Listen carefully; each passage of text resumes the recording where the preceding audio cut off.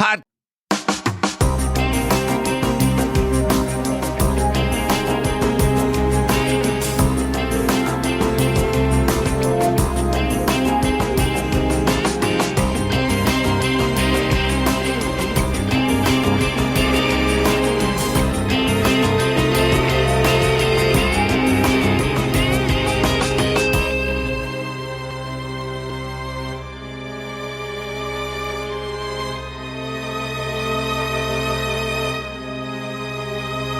Hello, everyone, and welcome to episode 409 of the True Crime All the Time Unsolved podcast. I'm Mike Ferguson, and with me, as always, is my partner in true crime, Mike Gibson. Gibby, how are you? Hey, I'm good. 409, man. That's like the Mr. Clean of episodes. Is it? Yeah. I think those are two different brands, but I get what you're saying. Trying to mix it in somehow.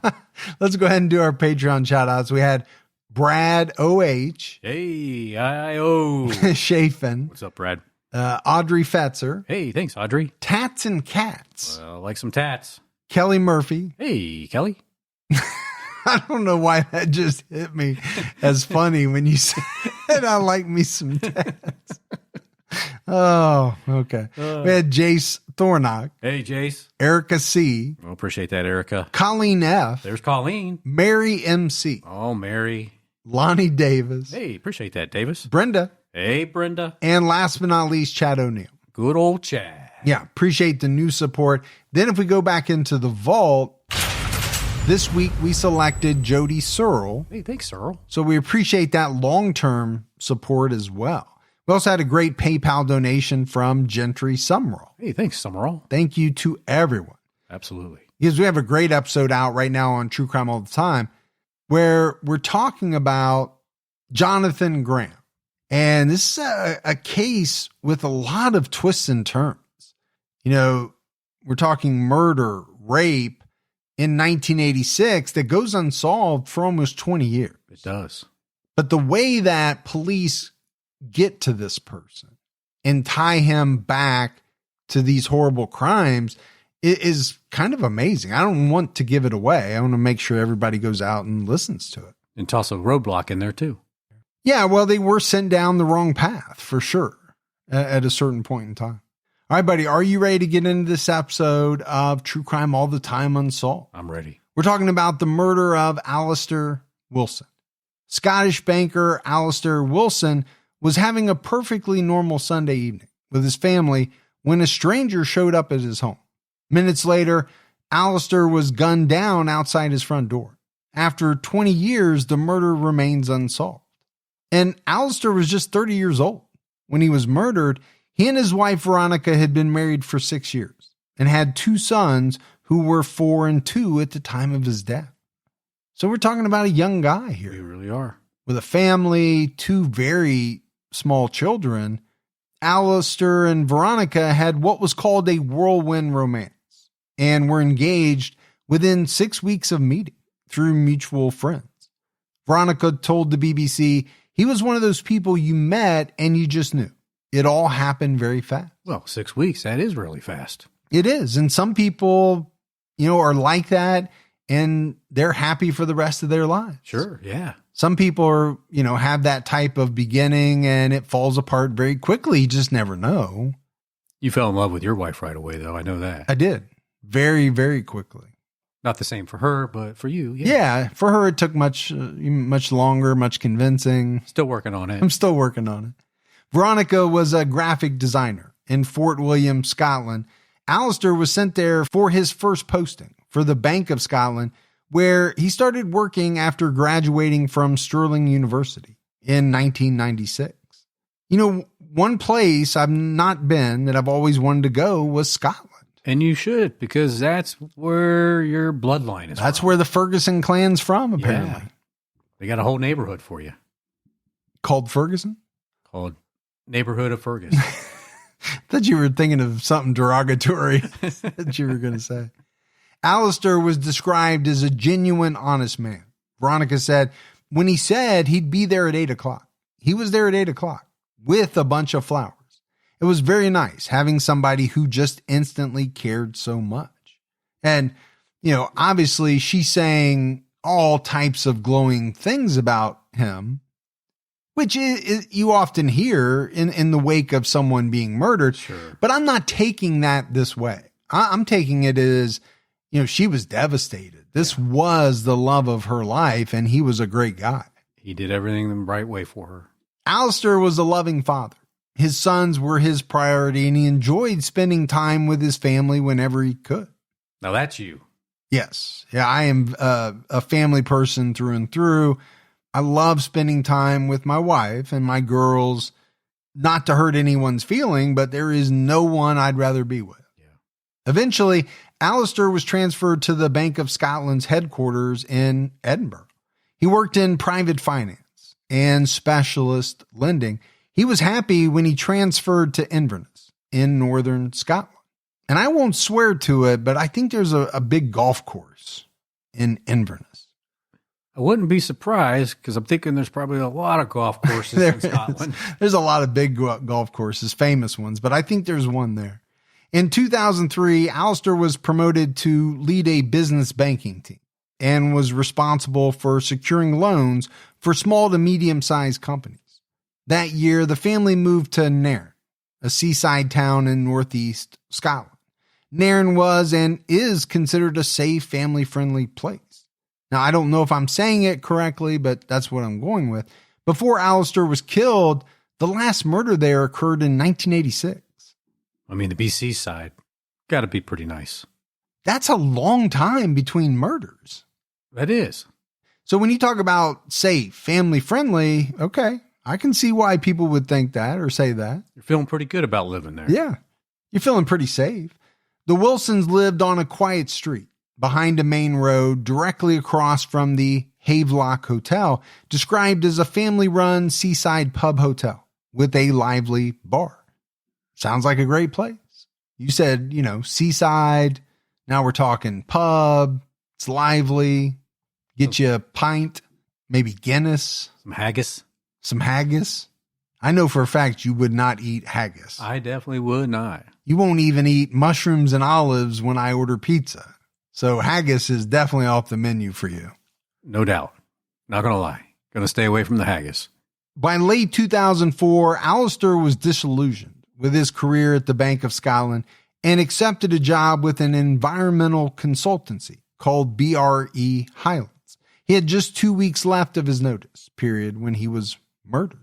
So that's an interesting fact. I mean, it's something that is going to have to be considered, right? Does him leaving his job have anything to do with the murder that we're getting ready to talk about?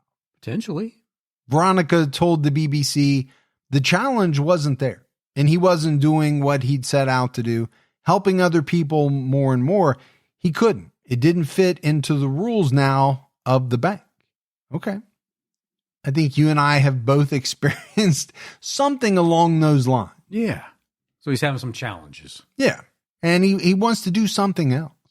On Sunday, November 28th, 2004, Alistair Wilson was murdered on his front doorstep. The Wilsons were doing their typical evening routine. After a busy weekend with friends, Veronica recalled, on Saturday, we were focused on tidying and clearing away Christmas wrapping as much as we could. Al was cleaning downstairs. I'm cleaning up, and we're swapping over, passing each other on the stairs. Our friends arrived by tea time. We put all the children down to sleep and caught up with them. We had a nice evening. Nothing like a good tea time. Yeah, I've been watching a true crime documentary on Netflix, and it takes place, over in, I can't remember if it was Britain or Ireland or somewhere over there. And they're always talking about tea time. Good old tea time. To me, tea time is associated with golf. You have a tea time. But I know for people over there, tea time is a big deal. Tea is a big deal. It is a big deal. I do not like tea. You are not a tea person. I am a coffee person. On the 28th, the two dads went for a walk in the woods with the older kids, and the moms took the younger kids to a play center. The couples had lunch and said goodbye to each other at 3 p.m. So, I mean, it sounds like a, pretty good weekend with friends. It does. I'm sure the kids were hanging out with the friends' kids, and, everybody's having a good time. Alistair and his oldest son then went to the grocery store dropped off recycling, and washed the car. Around 7 p.m., Alistair was reading a story to the boys, and Veronica was upstairs doing laundry when an unidentified man rang the front doorbell. At the time, they were babysitting a friend's child. Veronica assumed the parents were there to pick him up, so she went to answer the door. All the stranger said to her was Alistair Wilson. Veronica described him as a white man with a stocky build, wearing a dark baseball cap pulled over his face, a dark blue bomber jacket, and dark jeans. He was clean shaven, 35 to 40 years old, and 5'6" to 5'10". Veronica didn't feel nervous and even left the front door open. While she went upstairs to get Alistair, she assumed he had something to do with his work. This guy kind of sounds like Tom Hardy in that new show called Mobland. Yeah, I mean, I think the key to me here is her saying that obviously there was nothing that stood out about this guy who, to the point where like it gave her any type of concerns whatsoever. And they're in what is considered a friendly neighborhood. Right. So, I mean, this guy must have looked, pretty normal, like he belonged there. He's clean shaven. Alistair came downstairs to the front door. The exchange between Alistair and the man lasted only a couple of minutes. Two people on the opposite side of the road witnessed two men talking at the front door, but they didn't see the visitor's face. Alistair then went back into the house, closing the front door behind him. He returned to the boy's bedroom, holding a bright blue envelope, the kind that would hold a birthday card. The name Paul was written on the front. According to Veronica, he was a bit bewildered as to what the gentleman had said because the envelope wasn't addressed to him. She told Alistair that the man asked for him by name. Alistair opened the envelope and found it was empty.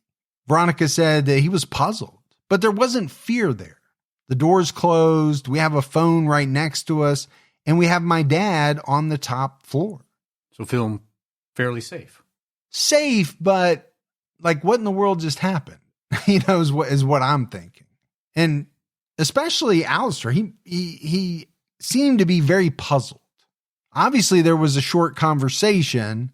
He was handed this envelope. There was nothing in it. And it was addressed to somebody named Paul. So a very strange interaction. Yeah. They talked about putting the boys to bed first and then trying to figure out what was going on. But Alistair insisted on going back down to see if the man was still there. Moments later, Veronica heard a loud noise. At first, she thought some wooden pallets had fallen, but she ran down and found her husband on the floor. Alistair had been shot twice in the head and once in the body. Veronica told the BBC, "I don't know what I'm expecting to find. Al's lying there. I think he's been hit. The guy's punched him. I ran over and he's covered in blood." The blue envelope was gone, and Veronica saw the stranger walking left down Crescent Road. She ran across the street to Havelock Hotel and asked for help. So, I think we have to take a minute here and just kind of walk through this scenario. There's a strange interaction that could have been kind of the end of it for that moment. But I think it seems to me that, Alistair was so kind of puzzled by what just happened that he wanted to go back and talk to the man and maybe get some clarification. Yeah. Like, I'm not sure what our exchange was about. And who's Paul? And you gave me this envelope that says Paul. And the next thing you know, he's shot 3 times, lying in his own blood. And the guy doesn't run away. He just walks away. And he takes the envelope. Yeah. Lindsay Gardner and her friend ran over, along with owner Andy Burnett. Lindsay recalled that Alistair's cheek was puffed out. He was conscious, but struggling to breathe. Andy Burnett spoke to Sunday Times journalist David James Smith in 2005. Smith recalled about his statement per the BBC. He said that he went up the steps and saw that Alistair was lying on the ground. And he also described seeing a bullet hole just beneath his cheek. Veronica was there, and it seemed to Andy that she was in shock. He described how he got hold of her and made her look at him. He asked her what happened, and she said this really weird guy came to the door. I don't know how you process that, man or woman. If you find your spouse after hearing a noise and the person has been shot 3 times, it's going to be hard to process. I think the whole way that it went down is so bizarre, and the fact that you didn't even think about this happening would be so difficult. Oh, it's not something you ever imagine. Yeah. And to me, the safer the places where you live, the less you would imagine it, the less that you would worry about it, think about it. I think the more shocking it would be. It's always going to be shocking, obviously, if your spouse is shot. Alistair died of his injuries about an hour later at the hospital. I go back to that image of, being shot in the cheek, a bullet hole just beneath his cheek. And, one of the women who came over said his cheek was puffed out. Yeah. The ammo that killed Alistair was .25 caliber, made by Celia and Bellet in the Czech Republic between 1983 and 1993. So whenever it was made, it was older ammo. Yeah. It was either 10 years old, 20 years old, but somewhere in that range. Somebody must have had a few boxes laying around. 10 days later, on December 8th, 2004, workers doing gully cleaning on Seabank Road found a gun in a drain. According to the Northern Times, it was a Hanel Schmeiser 6.35 mm model, believed to have been manufactured between 1922 and 1930 in Germany. So really an old gun. Yeah, and I've never heard of that brand. I don't even know if I'm pronouncing it correctly. The case, which became known as the doorstep murder, was a major news story. The police appealed to the public for information, but the case remained unsolved. And how could this not be a big news story? We just described what a safe, kind of picturesque seaside town this was. Right. It's going to be big news because you haven't had a murder there in quite a long time. Since 1986.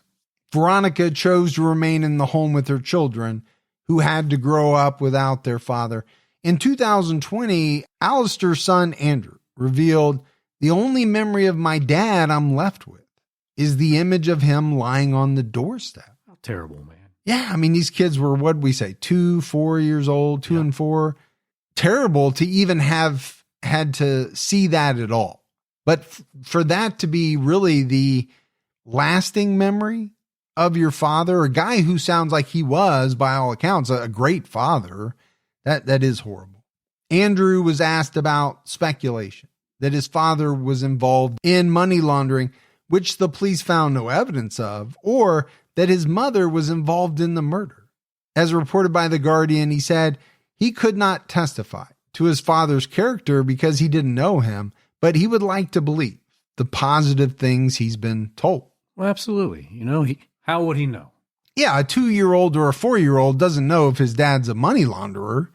All you're going to know is everything you've ever been told by your mom and your grandparents and friends of his dad. But also, how tough is it for people to say that they believe your mom was the one who killed your dad? Yeah. Your dad's described as a great guy. Your mom's described as a great person. But there are people who are saying, well, maybe she killed your dad. That's going to be hard to deal with too. Sure it is. He added, people blaming my mom. That's the one thing I don't understand. Police have ruled her out. If anyone listens to the 999 call that they released, you can hear the emotion in my mom's voice. And I know my mom, and she's not a monster that she gets made out to be. I have a hard time saying mom. You do. It just doesn't come out naturally to me. It's okay to say mom instead. Yeah, I could, but I'm trying to say it as the actual transcription of the person as they said it. I could do it in my Scottish voice. Please don't. Please don't. Refocusing on the investigation. In January 2006, a senior detective traveled to Eastern Germany and the Czech Republic to trace the history of the gun used in the murder and the ammunition. Okay. Pretty interesting. I mean, it is, like you said, it was an old gun. Sure it was. I mean, it's not like you're trying to trace a Glock 19 or something that there's millions and millions of, how many of these guns are still operating and people still have? You think the odds would be a little bit better? Yeah. That you might be able to get some information on. In 2016, 2 similar guns were recovered from separate addresses in Nairn, Scotland. One was an identical make and model to the murder weapon. The other weapon, a Melior Brevitz handgun, was given to the police in May 2016. I've never heard of that one either. Well, there's so many different gun manufacturers across the world. How could you? Yeah, there's a lot of them.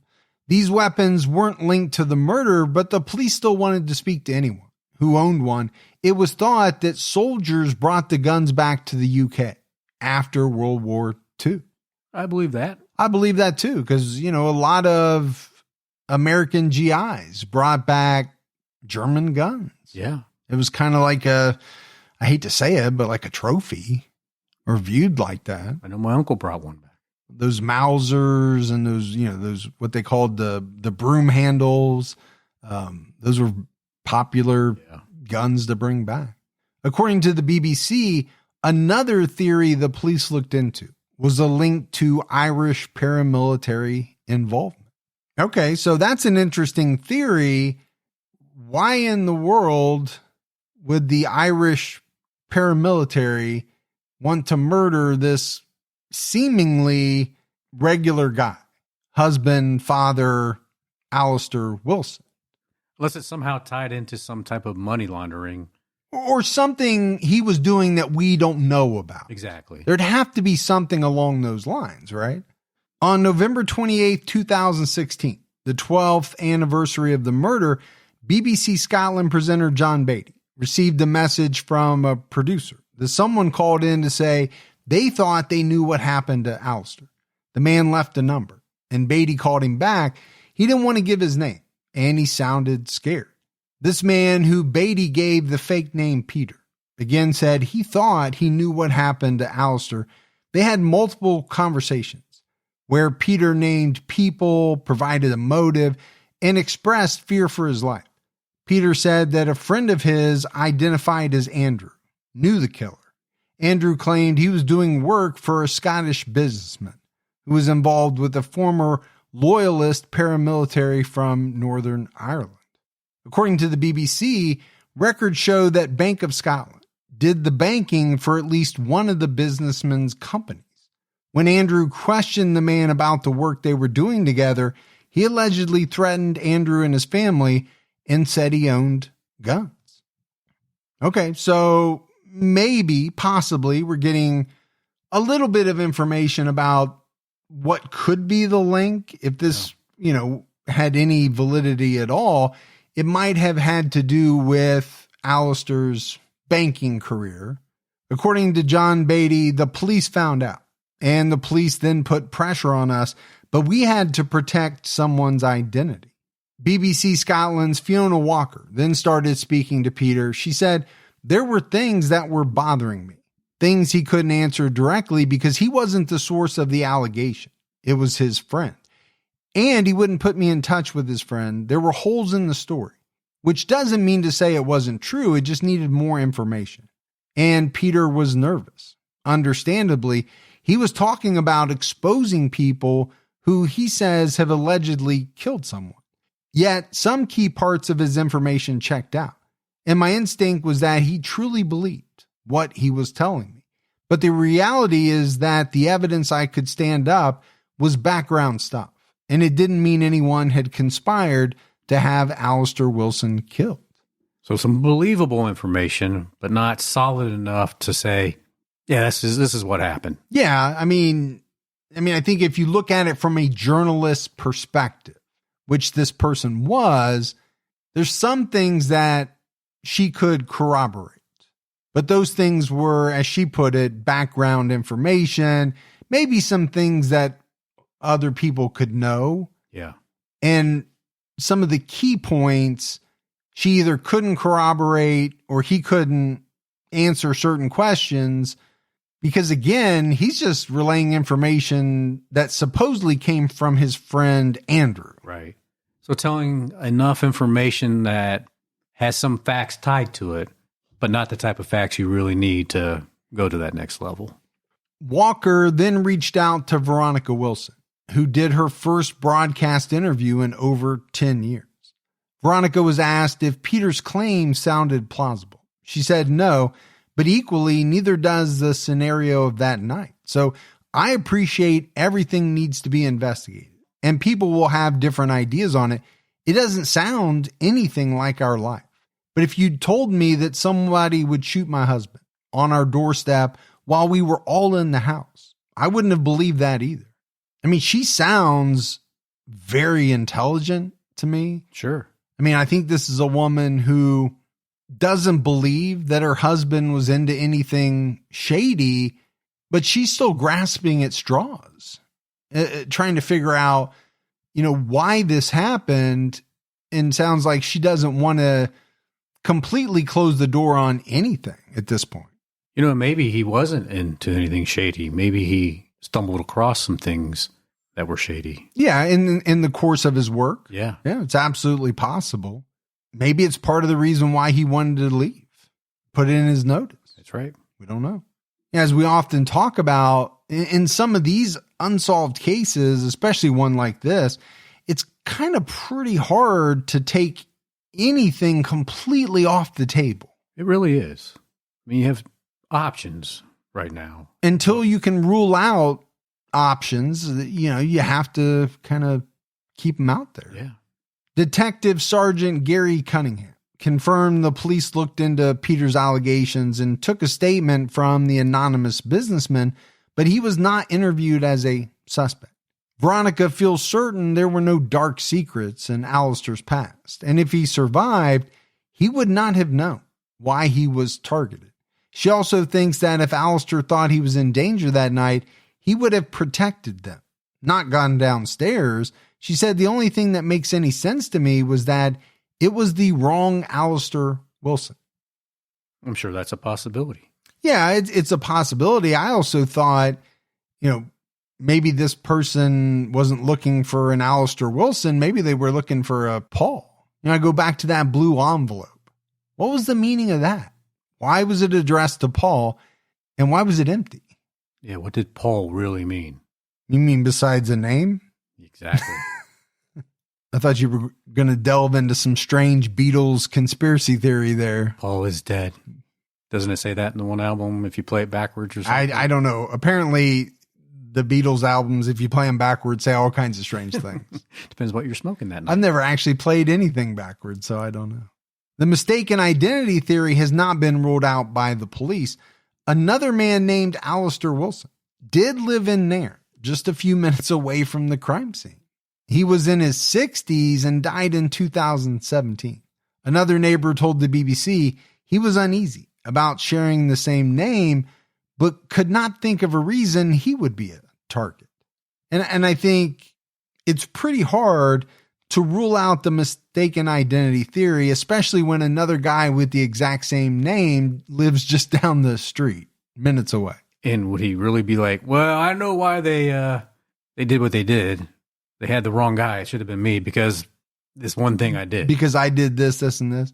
Yeah, I don't know if I told the story on the podcast before, but I always thought, my name wasn't the most common in the world. My first name is.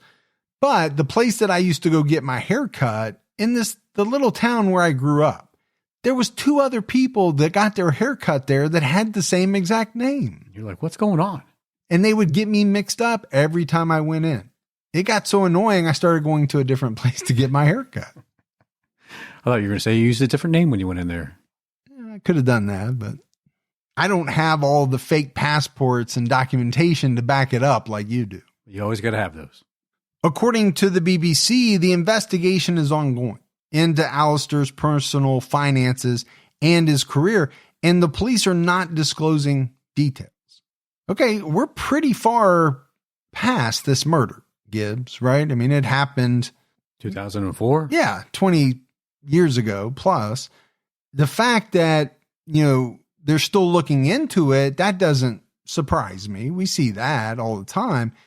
And the fact that they're not disclosing details doesn't surprise me either. A lot of, authorities or agencies don't do that, but they're still looking into his personal finances. You would think that would have been something done pretty quickly and there would be some finality to it. I would think so too. I don't know what's going to change over the years that they couldn't have identified by now. Right. There was either large deposits or withdrawals or something that was strange in his finances or there wasn't. As we mentioned, Alistair was about to move on from the Bank of Scotland.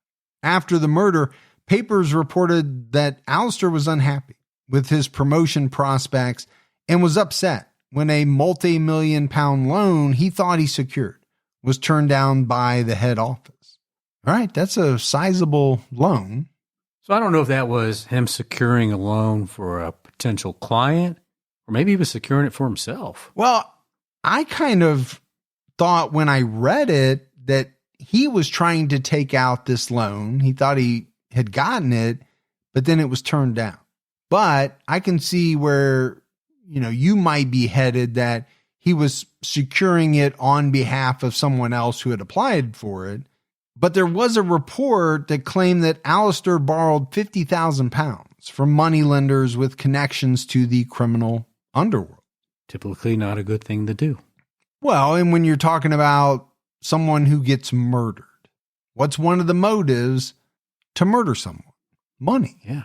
They normally want their money back plus the very high interest rate that they loaned it to you in a very short period of time. When asked if Alistair was in debt, D.S. Cunningham emphasized that the investigation was ongoing and he could not go into detail. And I get it. I understand why they can't go into detail, but it's frustrating when you're dealing with an unsolved case, right? You want to try to figure it out, but to do that, you kind of need more detail. You need the facts. You can never get all the facts in most of these unsolved cases because police don't give it all out. Yeah. Maybe this guy showed up and said, Paul would like his money back, put it in this envelope, and come back down and bring it to me. And he came back down with an empty envelope and said, I don't have it for you right now. And the guy said, well, then, boom. You're done. Yeah. But if he was in debt or if there were other anomalies in his finances, then maybe that would shed some light on, potential motives for his murder. But without that, we're left to wonder. Investigators have attempted to use forensics to solve the case, but tests on the murder weapon failed to extract any DNA. In 2018, it was reported that the gun and a cigarette butt found on the Wilsons' doorstep are being put through advanced testing called DNA 24. Okay, I've never heard of that, but that was also 7 years ago. Yeah. Also in 2018, it was reported that officers were trying to track down Sean Douglas, who previously lived near the crime scene. He wasn't interviewed by the police in 2004 and then moved to North America. His father and brother, who are estranged from him, urged him to get in touch with detectives who frequently asked them for information on his whereabouts. They were told he was seen in Inverness after living in northern Canada and Alaska for 7 years. So it's like maybe somebody wanted to get away for a while. Yeah, and obviously the police want to talk to him. Craig Douglas claimed his brother refused to give a DNA sample at the time of the original investigation. Okay. Does that make someone look suspicious? Yeah. To a lot of people, it does. I mean, he lived near the crime scene, disappeared. So why is that? Did he have something to do with the murder? Was there some beef between him and Alistair? Or were some of these coincidences? Was he planning on moving already? Was he a person who, I think like me and you, we might not want to give a DNA sample. People listening might say, you know what? I didn't have anything to do with it, but I don't have to give you a DNA sample, and I'm not going to. Yeah. Don't need my DNA in a system. It's not going to change the fact that the mere refusal to do so is going to make police focus on you more. But if you don't have to, if you're not compelled to by a court, there are people who are going to say, I don't want to give it to you. His father, Keith, said Sean was at the family home on the night of the murder. Keith was interviewed after the gun was found, but officers did not speak to Sean. He also said that Sean did not have a gun in 2004. In March 2022, Scottish authorities traveled to Nova Scotia, Canada, to interview a key witness, later identified as former hotel owner Andy Burnett. Burnett and his family moved to Canada, where his wife is originally from. In 2013, he runs a property maintenance firm. Former New Scotland Yard detective Peter Blexley spoke to the Sunday Mail and claimed that Alistair objected to a large decking area built outside the hotel in 2004. Blexley also noted that Burnett was at the crime scene within minutes. He helped paramedics get Alistair back onto the stretcher after he slipped off, per the Rossshire Journal. Okay, that's never good. I mean, you have a guy who's fighting for his life and you can't stretcher him to the ambulance without dropping him? Yeah, it's kind of like paramedic 101, right? Yeah, I would think so. It's probably the first thing they tell you. Hey, make sure you don't drop the person you're trying to save. That's right, strap them in. But, I can see why, they're looking at this Burnett guy a little bit too. He was at the scene very quickly. He potentially might have had a beef, or Alistair might have had a beef with him. They were neighbors, I guess, essentially. But you would think that Veronica probably would have recognized him at the door. Well, yeah, I don't think there's any way it was him at the door, but could he have been behind it? I mean, that's probably more of the question. And then, him moving to Canada. Burnett spoke to the Scottish Sun about his police interview. He said he and Alistair were friends and went golfing together before the conflict over the deck. He explained that detectives spent 4 days going over his statement and trying to find out if he had any links to an individual they were looking at. They had a discussion with me about something which I don't really want to talk to you about. It had no relation to me, other than somebody they thought I might have known. I didn't particularly know them. I think they got the information they were looking for. So he's being very cryptic. I think maybe he was told, hey, don't give out this information, or maybe he just didn't want to. Right. But what I'm getting is that he's saying, yeah, I was interviewed, but they were talking to me about someone else they were looking at to see whether I knew this person or had any connections to this person. And in the end, they were satisfied. I mean, if you believe him, that's what I'm getting from him. Yeah. And I don't know if somebody would really want to kill somebody over a deck. Over a conflict about a deck. Yeah. I mean, people have. There's a whole show on it called Love Thy Neighbor or something. It's just neighbors killing each other. It happens all over the world, but... Well, that's true. The Hatfield and the McCoys, didn't they kill somebody over a pig or something? Probably less. Yeah. That and less. But, it's kind of hard to get away with killing your neighbor. You're going to be a suspect. Yeah. Especially if you're having conflicts, the two of you. Burnett said about being interviewed many years after the murder, I was surprised. We're not hiding over here, but we're trying to move on from this. It's not something we want. We understand that Veronica has her own problems to deal with. Her sons are old enough to understand what was going on at the time, but times have changed. They are so different now.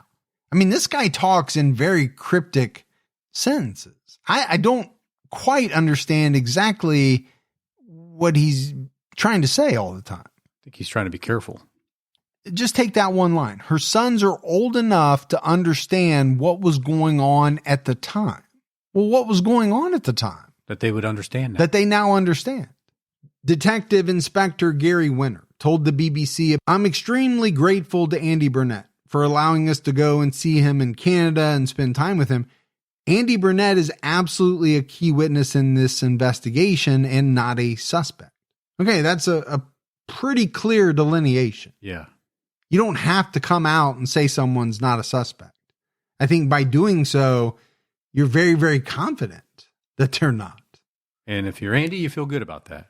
In March 2022, Police Scotland issued an appeal for information about 2 men seen with a handgun at East Beach, Nairn, a month before the shooting. A witness reported seeing one man in his 20s and the other between 40 and 60 years old. It was the younger man who had the handgun. In the spring of 2022, officers altered their suspect description. After reviewing witness accounts, previous descriptions listed him as between 30 and 40 years old, but the updated description listed him as between 20 and 40. This means he would now be in his mid-30s or late 50s, early 60s. In April 2022, detectives appealed for information about a local planning application they believed may be significant to their inquiry. Officers from Police Scotland's major investigation team confirmed they now believe the answer to the murder lies within Alistair's personal life and is not connected to his employment. Okay, that's kind of broad statement. I mean, I get it. The work is out now. So now it's either having to do with something he did, something his wife did. Yeah, personal life is pretty broad. Yeah. But, I think they were kind of focused on the banking. We talked, could it have been something to do with the loan? Did it have something to do with a client of the bank that may have been less than reputable, maybe even an organization, and he found out something. Right. And had to be silenced. Now they're saying, no, they don't think that's what it was. Yeah. It could have been the fact that he borrowed money for a bad habit. Which would have been personal. Right. Around May 2004, the aforementioned decking area was installed in the parking lot of the Havelock Hotel directly opposite the Wilson home. The decking was initially built without planning permission. Andy Burnett applied for permission in November 2004, and neighbors were given the opportunity to object. Alistair wrote in his objection letter that the decking caused an increase in noises and disturbances at night. His letter said in part, per the BBC, beer glasses have been found in garden areas and broken glass strewn in the street. During the summer, I and my family felt uncomfortable using our front door and even looking out our front windows, as we frequently had customers staring directly back at us. It doesn't sound like the ideal situation at all. No, I'm not for the Wilson family.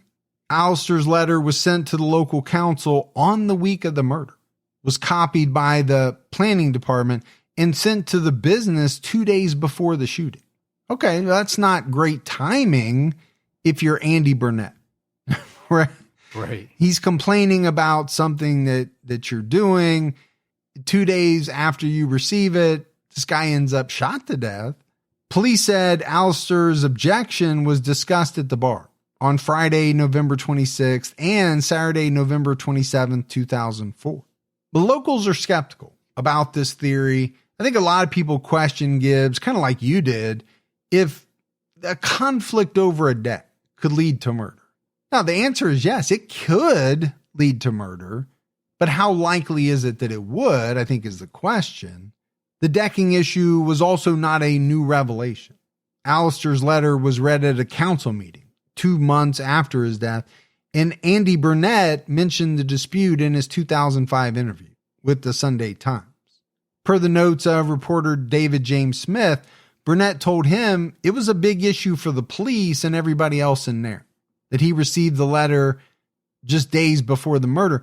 He was interrogated and investigated, and the police spoke to his golfing partner in Guernsey. Burnett told the reporter, coincidentally, when I later spoke to the senior police officer, he started telling me about some of the efforts they'd gone to try to track down the gun that they'd found, and he was describing to me going to Guernsey and inquiring after arms dealers there. So, I mean, what do you make of this decking issue? It wasn't a secret. Everybody knew about it. Like I said, it's not great timing for Andy Burnett to have received it right before Alistair Wilson is shot to death. To me, though, it's also terrible timing. You're literally going to get this letter. Yeah. And then immediately or very soon after, order the hit on your neighbor across the street? What do you think? You're not going to be looked at? Something just doesn't ring there. Doesn't really add up. It doesn't. I get it. The guy wouldn't be happy. He's running a business. He's trying to make money. People are objecting to it. Alistair's objecting to it, but he probably wasn't the only one. And you probably knew he's unhappy all this time as it was being built and through that whole period. Probably wasn't a new revelation. No, I don't think him getting the letter was his first inclination. Yes. That he was upset about it. But it wasn't, Andy Burnett who shot Alistair, right? Veronica would have recognized him. That doesn't preclude him from hiring someone to do it, but I don't know. It just is not adding up to me. No, not at all. Now, one thing that we haven't mentioned is, could somebody else who had an issue with Alistair and who also knew about this conflict maybe use the timing of it? Absolutely. Knowing that, police are probably going to look at Andy because of everything that's going on. Yeah, it's going to take the focus off of this way, my direction, and their focus on the bar across the street.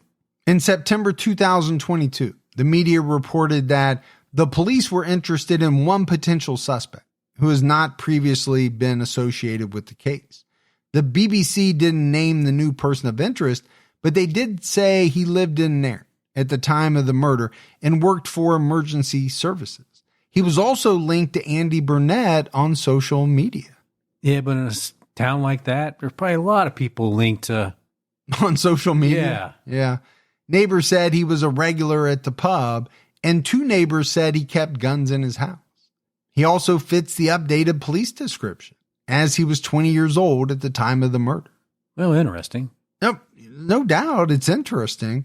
Someone who knows this individual told the BBC that he was a decent person and was not stocky in 2004, which was one of the physical descriptions of the killer. In June 2023, it was revealed that this same man was jailed for an unrelated matter involving the supply of drugs. So I don't know what you make of that. We just got done talking about, could Andy Burnett have hired somebody or gotten somebody to do it? Well, yeah, technically he could have. Could it have been this person? Maybe. I don't know. Yeah.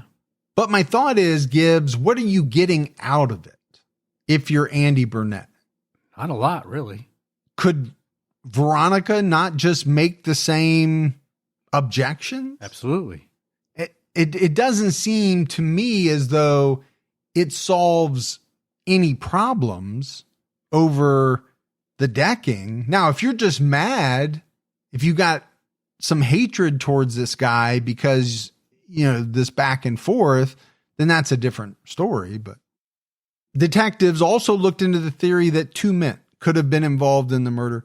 It's possible that one man went to the house to lure Alistair to the front door and another shot him. Well, that's a possibility. Yeah. There are a lot of possibilities in this case. Former detective Peter Blexley told the Mail on Sunday, the presence of two men in the area on the night in question is now increasingly likely, and I believe a line of inquiry. So if this theory is true, it's possible the man who pulled the trigger didn't want to go to the door at first because he was a known local and could be identified. Or maybe he's the man that loaned the money and said, go up there and see if you can get my money, if he's got my payment. And he came back and said, hey, he doesn't have your payment. And then when he came out the door, he said, let me go take care of this. Maybe. Additionally, where the gun was found suggested it was thrown from the passenger side of a car. In December 2023, the Wilson family complained to the Police Investigations and Review Commissioner about the investigation. They claimed they were told a suspect would be arrested on May 15, 2023. A top detective later denied that a date was identified for the arrest. The senior officer has been found guilty of misconduct. Yeah, that's pretty shitty to do. To tell a family we got a suspect and they're going to be arrested and then nothing happens. Yeah, that would be terrible. On September 16, 2024, authorities, Scotland's top law officer, Lord Advocate Dorothy Bain, KC, ordered a complete reinvestigation into the murder. a team of prosecutors and officers will work on a new cold case investigation called Operation Sabine. All right. Cool name. Yeah. But it also sounds like they're going to dive back in and kind of like redo everything. Yeah, sounds like nothing's off the table. Everybody go in and let's turn some things up and see what we can find. I mean, it's the top of the top, right? The top of the top? The top of the top. Okay. Yeah. Yeah. I don't know what that means, but I agree with you. Good day. Top of the morning to you. So as we wrap this one up, 20 years later, the murder of Alistair Wilson remains one of Scotland's most high-profile unsolved cases, but based on recent announcements, investigators haven't given up. With the reinvestigation and advancements in DNA technology, it's possible the murder may be solved one day. And we say that about a lot of cases, but it does sound like they are going to, throw some resources at this thing and try to redo it. I don't know what they'll find out, second time around. I will say this Burnett guy is interesting for a number of reasons. Many people may go back and forth on him, kind of like I did in this episode. Because you hear certain things and you're like, nah, it doesn't seem like him. Police have come out and said he's not a suspect. But then you hear other things about, this younger guy who's linked to him on social media, is a person of interest. I mean, he's always going to be looked at for the simple fact that, he had this conflict with the victim. And that in of itself is going to make you a person of interest. Sure. Now, the police coming out and saying you're not a suspect is a pretty big deal.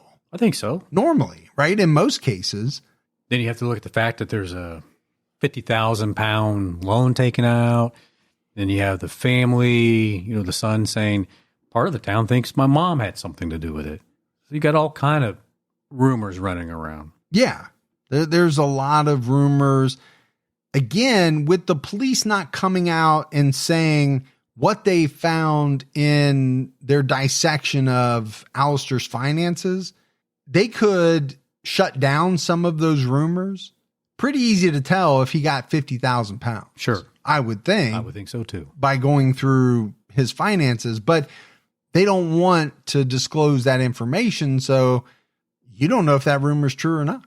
But if you did borrow that from, somebody in the criminal underworld and you didn't pay it back, like you said earlier, that's a motive for murder right there. Absolutely.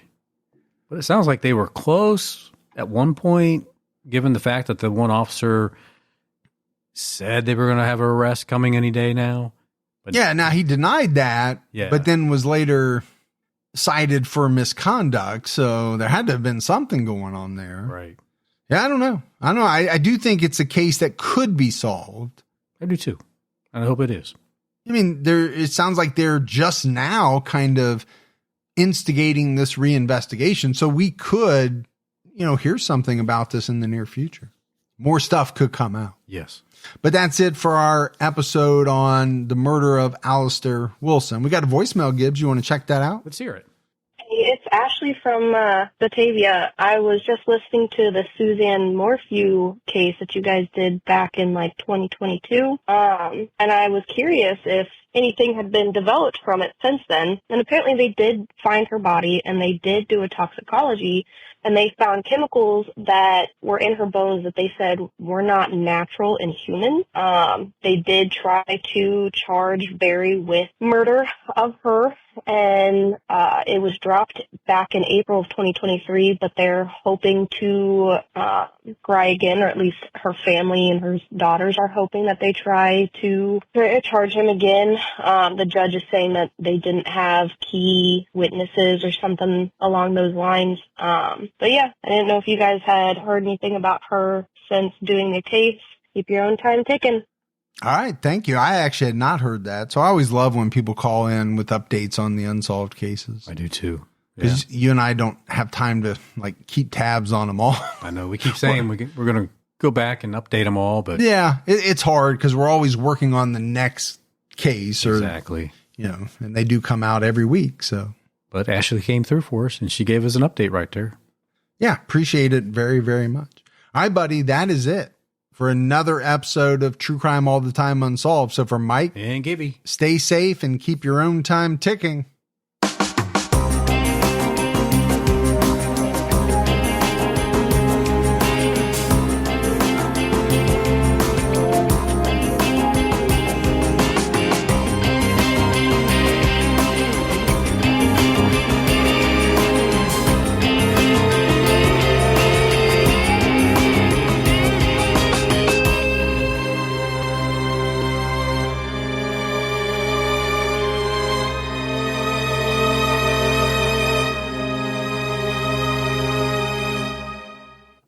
Pluto TV has all the shows and movies you love streaming for free. That means laughter is free with gut-busting comedies like The Neighborhood, Boomerang, and Ferris Bueller's Day Off. Bueller. Mystery is free with countless cases to crack from Criminal Minds, Tracker, and Matlock. I'm a lawyer, like the old TV show. And thrills are free with heart-pumping hits like The Walking Dead and Pulp Fiction. Correct the mundo. Feel the free Pluto TV. Stream now, pay never.